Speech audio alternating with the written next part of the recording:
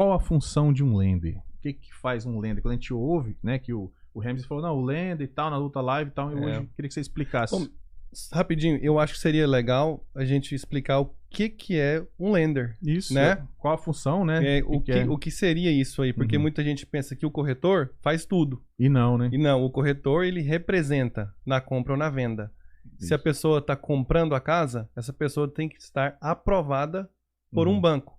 Isso. Que no banco, no caso, seria o lender, que empresta o dinheiro. Isso. Que no caso seria o que a Jade faz, né? Então Isso. acho que seria bom ela explicar isso aí. Então, eu sou uma mortgage broker. O que é uma mortgage broker?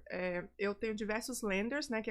Vamos falar assim para ficar mais fácil. São diversos bancos onde a gente pode mandar o cliente, a gente encaixa dependendo do perfil do cliente, né? Vamos dizer, se tem um cliente, já vou entrar um pouquinho numa coisa que a gente deve discutir mais adiante, mas, por exemplo, se tiver um cliente que tem Tax ID, por exemplo, né? Eu mando para um lender.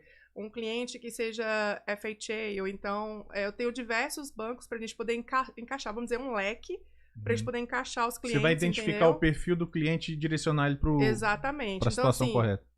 A importância o Ramsey, ele faz a parte de procurar a casa, né? De mostrar a casa, de fazer um contrato, de negociar as melhores condições naquele contrato, né? Por isso que é muito importante você ter um corretor. E aí, a minha parte é a pré-aprovação. Geralmente, um cliente vai para ele, ou então me liga diretamente, eu pego os documentos, puxo o crédito, faço uma pré-aprovação para poder ele ir lá e se sentir seguro de botar uma oferta, né? Porque não é só, as pessoas às vezes pensam que é só colocar uma oferta e ganhou a casa. Não é bem assim, né? Precisa de muita negociação, precisa de uma pessoa que tem experiência para poder conseguir colocar a casa em contrato. Porque a pré-aprovação é só o primeiro passo. Depois, né, vai a parte dele que tá bem difícil hoje em dia, né? Desculpa. O que eu gostaria também de adicionar, fazer um addendum aqui, é que a pessoa, às vezes, ela pensa assim, olha, eu quero comprar a casa, mas primeiro eu quero ver as casas para depois eu começar o meu processo de aprovação. Aí, olha o que acontece. É a mesma coisa que você fosse comprar algo fiado. Sim. Você vai comprar sem dinheiro.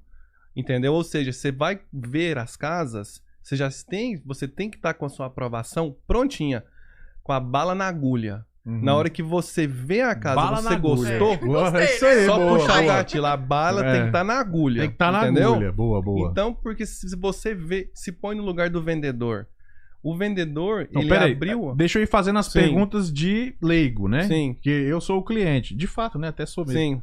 Então, eu sou o cliente. Por exemplo, eu quero comprar uma casa de 100 mil. 100 mil não tem, vamos botar 200 mil. Né? Você vai achar onde? 200 mil, 100 mil. De repente você vai achar... Vamos botar 200 mil, um valor hipotético. Só pra gente... Pronto, vamos botar 300 mil, vai. 300 mil. Então, independentemente da casa, eu tenho esse valor liberado ou não. Eu não preciso ter a casa, primeiro falar, não, eu quero aquela casa, para depois ir atrás dessa liberação. Eu posso ter a liberação desse financiamento, liberação entre aspas, desse financiamento antes de eu ter uma casa em vista. É porque geralmente as pessoas têm uma ideia equivocada, né? Porque elas pensam assim, não, eu tenho que ver a casa, tenho que colocar o contrato depois que eu vou ver se eu qualifico. Não, tem que ser ao contrário. Então a maioria das pessoas, elas procuram primeiro quem?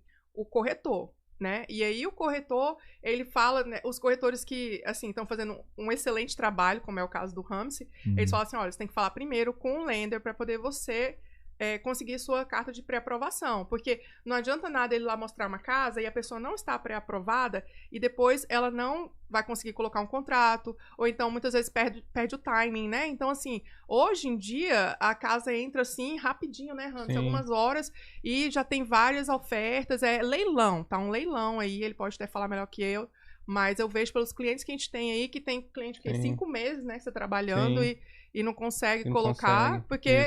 Tá muito acirrado. Só para você ter uma noção, cada casa que entra hoje no mercado de Atlanta, assim, geralmente é estimado mínimo 5 propostas por cada casa que entra. A força compradora tá muito grande. Entendeu? Já meio que você vai estar competindo com pelo menos 5 propostas. Tem lógica? Uau! Tá desse jeito. Tá meio que um leilão, então, né? Tipo... Mais ou menos. Então, se a pessoa pensa, se ela vê a casa primeiro, Aí depois ela vai fazer o processo de aprovação, a casa já vendeu. Entendi. Entendeu? Então eu falo para as pessoas, né? Você faz primeiro a aprovação, porque muitas vezes a aprovação não sai de imediato, né? Leva tempo também. Entendi. Porque aí poupa o seu tempo, do cliente, do vendedor, de todo mundo. E muitas vezes fica... depois que a gente faz toda a análise inicial, né? Porque assim, eu pego os documentos, eu dou uma checada neles, mando pro banco, vejo alguma coisa que talvez, né, a pessoa tem que melhorar, né? Por exemplo, às vezes a pessoa não tem o dinheiro todo da entrada, ou então a pessoa... é uma pessoa self-employed e ela declara Trabalha pouco, por conta, né? Exatamente, é autônoma, né? E aí ganha pouco. E aí, não é que ganha pouco, tem pouco na declaração, né? Pouca renda livre, né? Vamos dizer assim. Então, muitas vezes você tem que orientar e falar assim, olha, você ganhou, sei lá, 500 mil por ano, mas a sua taxa só fala que você tem livre 50 mil. Entendi. Então, é um pouco diferente, né? O processo de quem trabalha com W2, quem trabalha por conta própria e tudo. Então, assim, a gente tem que sempre fazer a análise primeiro, para depois não colocar a pessoa numa situação de risco, né? De talvez perder um honest money, que é o sinalzinho, a calção, né? Que eles dão lá, entendeu? Então, a gente tem que fazer um trabalho todo amarradinho para não ter perigo de depois entrar num contrato e arriscar, o cliente não aprovar, né? E ele perder dinheiro.